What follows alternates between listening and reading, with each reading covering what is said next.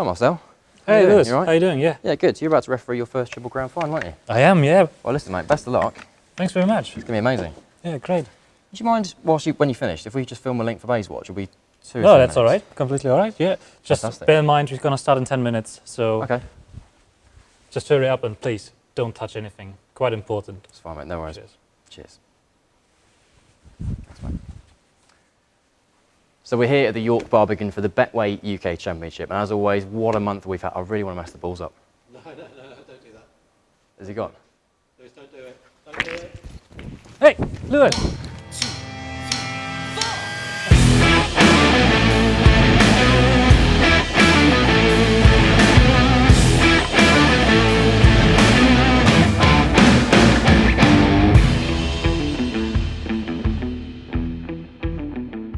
Sorry about that, Marcel. I've been waiting to do that for about 4 years. Anyway, here's a taste of what's coming up in this month's show. We get an exclusive look behind the scenes at World Snooker's upcoming video game, Snooker 19. Snooker MC Rob Walker tells us what life is really like on the World Snooker Tour. And I was in between Mark Selby's mother-in-law's legs doing Gangnam like that. We head over to Paris to find out more about snooker's Olympic ambition. And the darling of Dublin has a crack at the Great British Break-Off. Now, we say this every time, but it really has been one hell of a month on the World Snooker Tour. Before we kick off the show, let's bring you up to speed. Take it away, Roddy. The BetVictor Northern Ireland Open saw two snooker powerhouses collide as the Rocket took on the Juddernauts. In the end, it was Judd Trump who defeated Ronnie O'Sullivan 9-7 to take home the Alex Higgins Trophy. A historic 10-6 defeat of Mark Allen saw O'Sullivan win a record-breaking 7th Betway UK title and a 19th Triple Crown win. No wonder the Rocket needed to cool off. Masters champion Allen didn't take long to bounce back from that loss, beating close friend Shaun Murphy 9-7 to win the Scottish Open in Glasgow and sign off a career best year in 2018 by lifting the Stephen Hendry Trophy. Why are we doing these links in the office? Mate, have you seen the weather outside?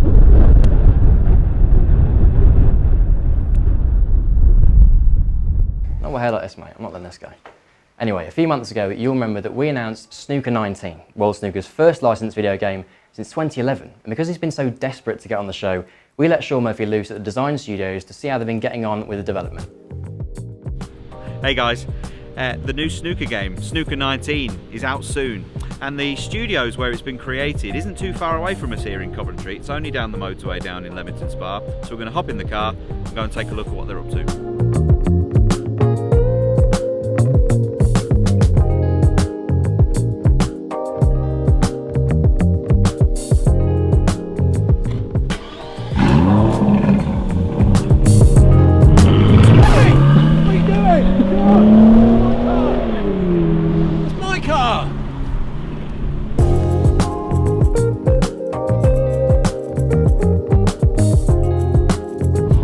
Secrets actually people won't know. I used to be an absolute machine on the PS4 and the Xbox back in the day. Call of Duty and the early snooker games, things like that, a bit of FIFA. It's not on my CV, but it probably should be. I'm looking forward to seeing how much these things have come on. Obviously we've had snooker games before, but just to get behind the scenes and see how it's put together, understand how they take, they render us digitally in a studio, but then how they turn that into an avatar on the game, and all of that stuff. I think that's quite interesting. I'm just looking forward to seeing how much this tech has come on, and yeah, can't wait to have a go. Well, it's just good that everyone in Leamington Spa is not parked in this car park. That's handy.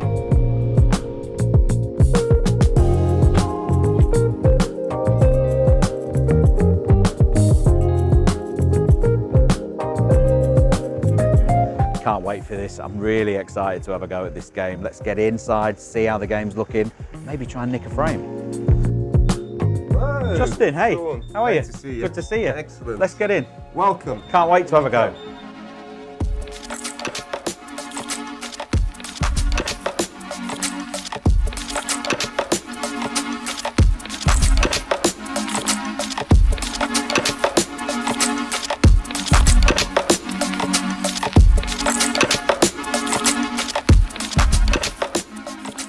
bring you into the studio quickly. Cheers, thank you, brilliant. So Right. this is where the magic happens. This is it. So this is the team. Brilliant. Lots of different developers. And does each different section, are they all working on different things? Yeah, so what we've got here is we've kind of got the artists settled in this spot here. That's split into 2D and 3D art. Okay. So the 3D art is the modelling of kind of the environments, the arenas, the table. Right. And then the players themselves as well, actually modelling the players. And I'll show you some really cool stuff in a second there. Okay. And then we've got the 2D side of things, which Russ is working on at the moment, which I'll take you through, which is the kind of layout of all the screens and the artwork that goes on there and how things kind of progress. Just out the corner of my eye, I've spotted this, like, looks like an in-depth mathematical equation thing on the side here. I don't know whether that's Dominic Dale working out which waistcoat he's going to wear or something to do with the game. Which one is it? So when you talk about the physics of how the ball will move on the table, how spin reacts, so the balls react to spin, or the cushion bounce, or any of that kind of stuff, that ultimately comes down to some very, very clever maths and some very clever people. Now this is a whole calculation dealing with, as far as I'm aware, dealing with cue elevation and how we deal with the cue automatically adjusting to obstructions. So things like balls on table, or the cushion edges, or whether your hand's in the pocket, etc., where you can, and how far you can elevate the cue based upon certain situations. So as the player playing the game, though, you just watch your avatar comes in and he moves around and he's suddenly at the ball, he's in the address position and all that's taken care of. That equation there is what sorts part of that out. Yes. When the cue raises and lowers, it's because of that there. Exactly. I mean, that's just ridiculous. I know.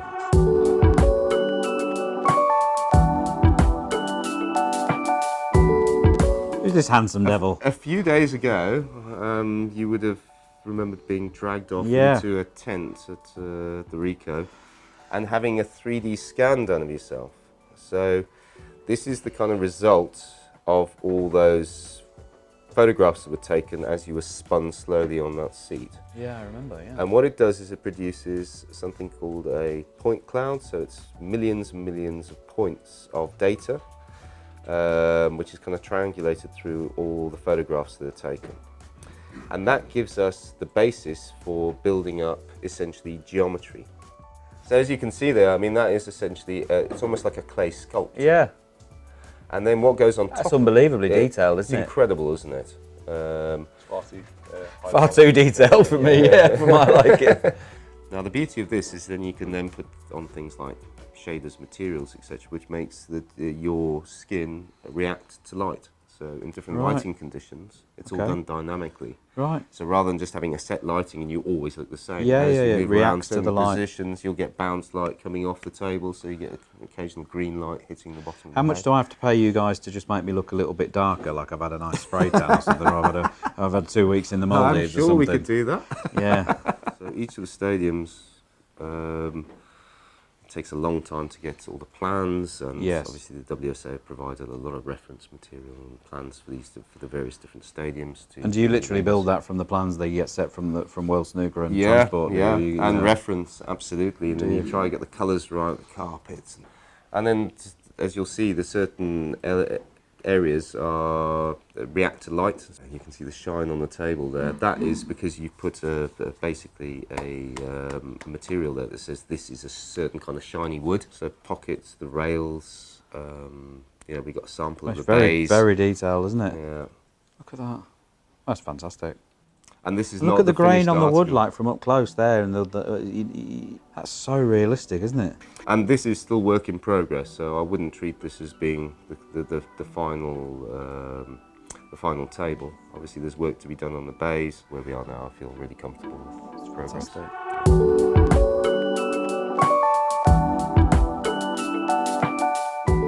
So over here we've got Russ. Hello there. Hey Russ. Shaun, Russ. Hey Russ, nice to meet you. Right. So Russ is a 2D artist. This is really the kind of presentation of the game from a screen perspective. Right, okay. So what he's done here is that we're producing screens for the career mode, so that each of the individual events are presented to the user. Yeah. So that is part of our career mode. The career mode allows you to basically play through all the events on the World Snooker Tour. Okay. Um, I think Mark Allen's beard needs to be a lot more ginger than in all honesty.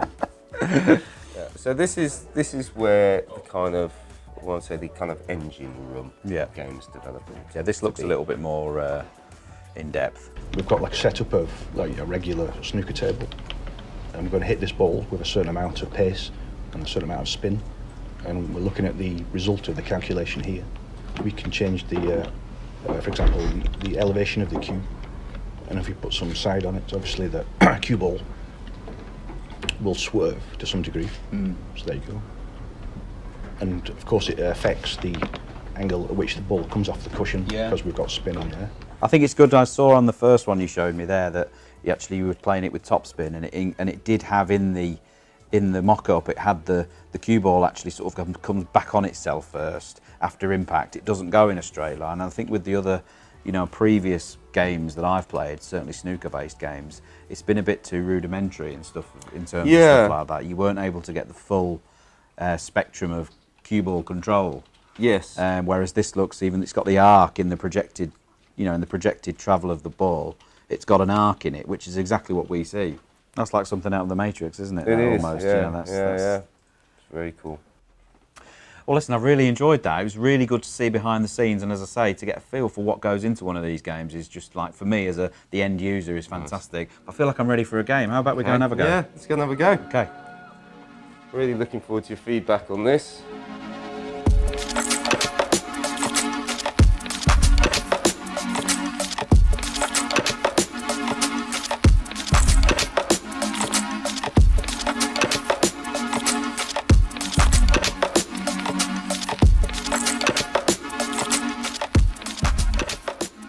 I'd like to be Mark Allen if possible. Okay. I'm a bit nervous, I've got to be honest. Don't be nervous. It's not the real thing. You can just replay this. Listen, winning's winning, though, But look how it shows the curve of the cue ball off the pack of reds, so you're going to hit the end red half ball, and it's got that little bend in the arc of the cue ball path, hasn't it? That's really realistic. When I'm happy with the basic position here, from this perspective, I press A. That takes me into like I'm just double checking this. It's fabulous to see that trajectory. From a training aid, from an educating players, young players, amateurs, teaching them how the cue ball moves when you strike it off centre. That's the secret of the game. So to see that, to have a visual that says off centre strikes, you create this much deflection, the ball's going to take that path. That is like coaches around the world are going to be, falling over themselves to get this. Okay, well that's it's great such to hear. a great visual aid. That.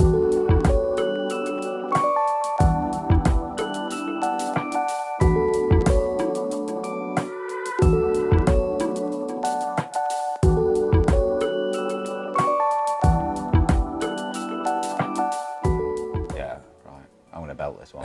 And then A, then you just got to double check, make sure you are plotting it. And again.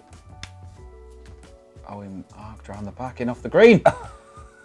No, that reacted really well to the spin. That's exactly what would have happened if you hit the cue ball too high. Oh, great cue ball control. I haven't concentrated this hard for a long time. I came here today, I thought we were just going to have a nice bit of a laugh and look at the game. I'm actually trying here now, I'm concentrating now, right.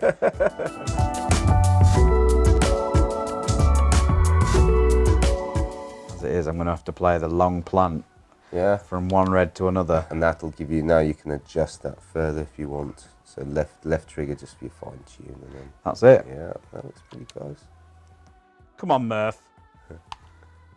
Oh, sorry about the position on the black. Absolutely plumb.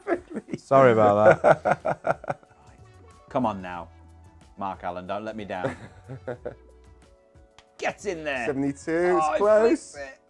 Oh no! No, Pistol. What are you doing to me?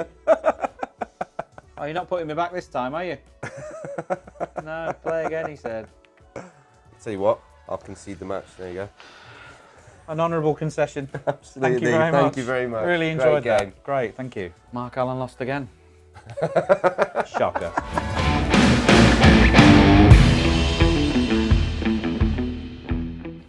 Are we right here? Yeah, I think so, mate. Should be fine. Yeah. Anyway, really can't wait for that game. That's going to be absolutely incredible. And you can keep up to date with all the latest information by signing up to the mailing list at snooker19.com. So guys, let's get through that. Yeah. What time do you want to do that? Yeah. What, on the 3rd? Yeah. Right. Okay. I'll see you then. Yeah. What are you up to for Christmas?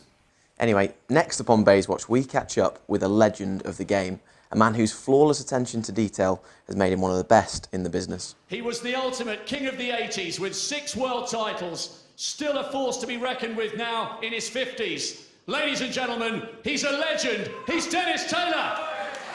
Steve Davis. Back in York, we caught up with our own Rob Walker to find out how he prepares for one of the most important jobs on tour. I'm Rob Walker. I am the BBC MC, 3 tournaments a year. I started in December 2007, so what are we on now? This is into my 12th year, which is kind of nuts, really. It seems to have gone so quickly, or maybe we're all just getting old. Well, primarily I'm there to try and whip up the crowd with a little bit of cheese, but hopefully not too much, and then go over the stats and make sure that the players feel like they're, you know, about to emerge for a big occasion. Would you please welcome? He's given great service to World Snooker for 18 years with his 7th consecutive breakfast, all the way from London, Ivan Hershevitz. Right, can you stop doing that? I'm just there to have breakfast. Well, it's funny, you know, because obviously you could be really harsh and say, well, that skinny guy with a big nose just turns up, comes out with some waffle for about 10 seconds and then foxtrot Oscars back to the press room for another cup of tea. But you do need to make sure that the alliteration works, that the words kind of roll off each other quite nicely. So, Ricky Walden. Would you please welcome Ricky Walden? Although it is a very one-dimensional role in certain regards, and you could just come out with, oh yeah, please welcome Ronnie O'Sullivan, the 5-time world champion. In every round, at every tournament, you try and vary it up. So the key with it is making sure that you have had a look at the stats to freshen it up. Partly because you'll deliver it slightly better if you're not saying exactly the same words every single time. El Rockito.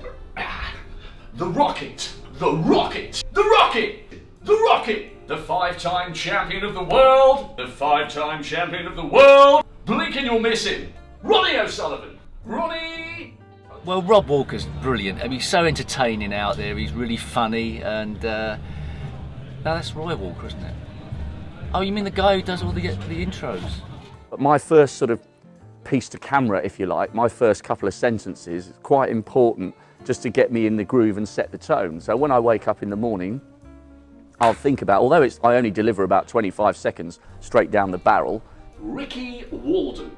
You know, it is a bit repetitive, I suppose, because I make sure I practice that with the crowd, because you can look really stupid in front of a very large number of people. Well, there's a growing sense of anticipation, ladies and gentlemen, ahead of this scintillating session of snooker at the York Barbecue. You know what, I always say to the crowd that we try and be a friendly group of people, and I think they are. You've only got to look at how I was welcomed in 2007. I mean, listen, everyone's always going to have their critics, and I've barely ever had a crossword with any player.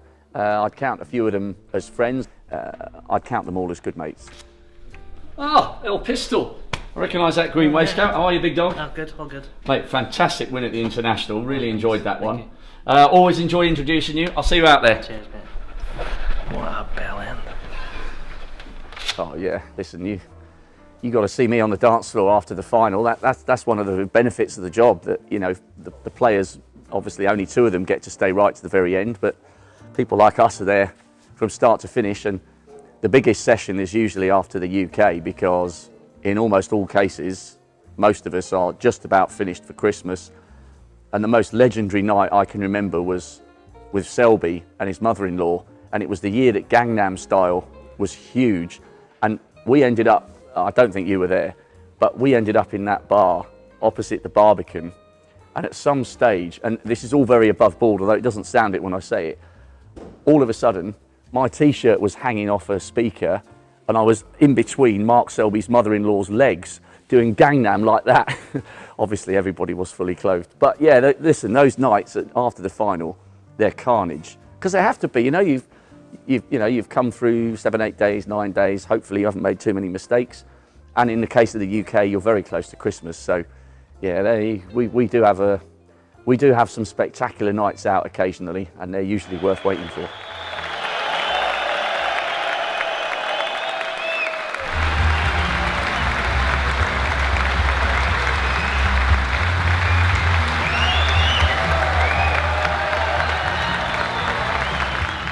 Never a quiet night out with Rob, is it? Never, mate. I think we'll leave that Selby story for now. Anyway, next up on Baize Watch, as Q Sports prepares to launch a bid for the 2024 Olympics, we took a trip over to Paris for the official launch, which was actually held inside the Eiffel Tower. So we sent our very own Roddy Bissett to find out more.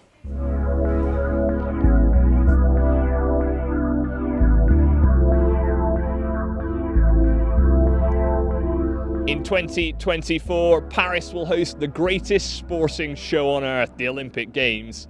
This week, Q Sports dignitaries have gathered here in the French capital to launch an innovative bid to be a part of it. It's across 3 disciplines: snooker, 9-ball pool and carom billiards. And what better place to launch it than a press conference in the Eiffel Tower?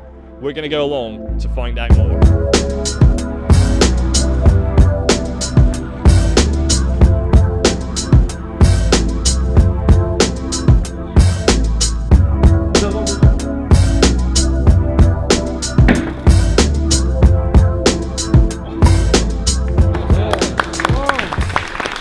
Well, Shaun, I'm sure growing up you probably never entertained the possibility of becoming an Olympic athlete, but that, I suppose, is now on the horizon. It's quite exciting.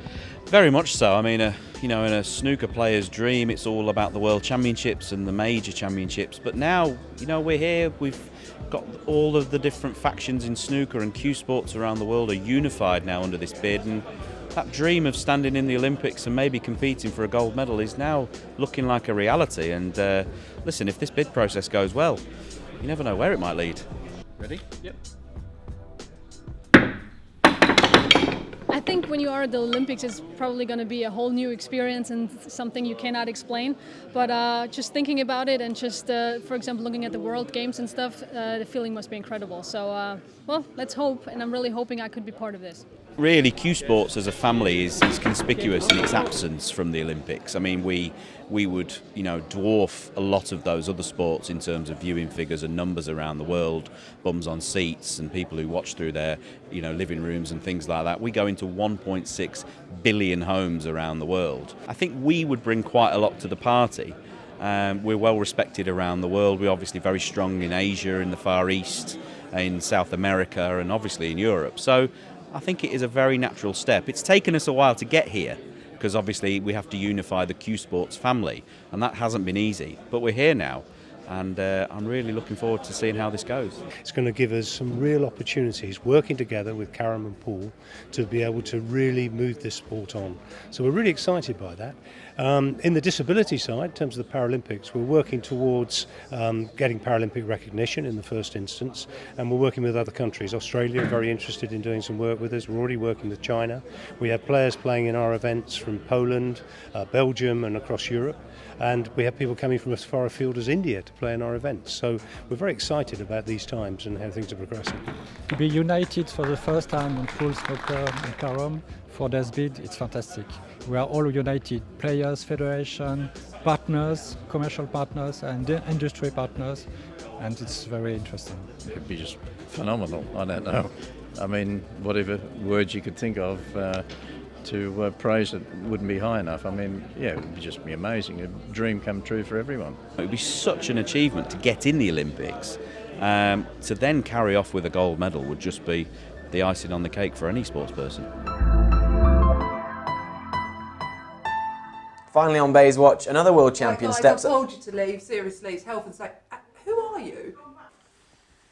Finally on Baize Watch, another world champion steps up to take on the Great British Break-Off.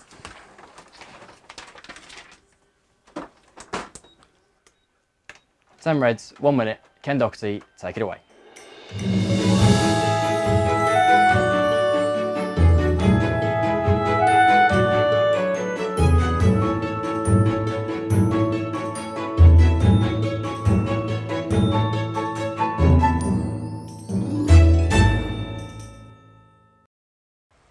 Hi, I'm Ken Doherty, and I'm about to take on the Great British Break-Off. Oh, so I've got 60 seconds. Yeah. After I break off the reds to pot as many balls as I can. Yep. Pot as many balls as you can, Ken. Okay, okay.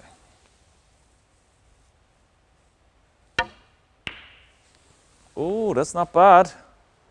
That's not bad at all. Hold on, hold on. Let me see. Where do I start? Where do I start? Okay, you ready?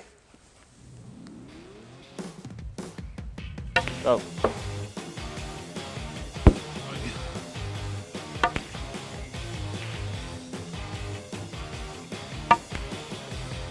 Shouldn't be moving the cue ball too much. That's not too bad. Come on, come on, come on, come on, come on.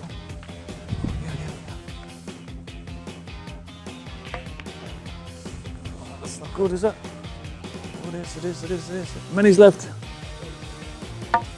30 seconds? Got loads of time. Can I hit it when it's moving? Oh, how long? 20. Is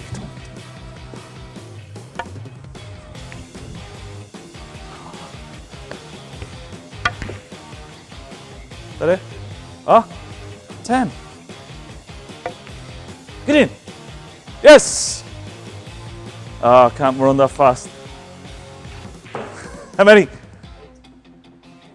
course, there's only 2 left. What a stupid question. 8. What do I win, John?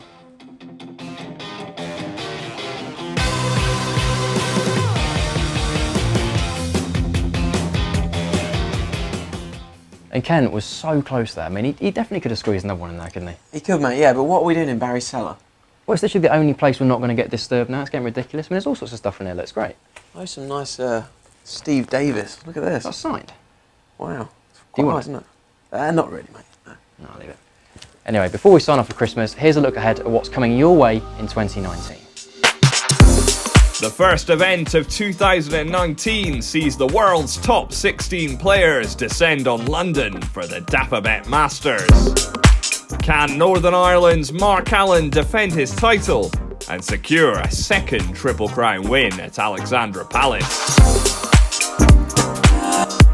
The World Snooker Tour then heads to Berlin for the D88.com German Masters. Last season it was Crucible King Mark Williams who reigned supreme in the atmospheric Tempodrome. Then the race for the Coral World Grand Prix reaches its final furlong in Cheltenham. Who will cross the finishing line and take home the trophy?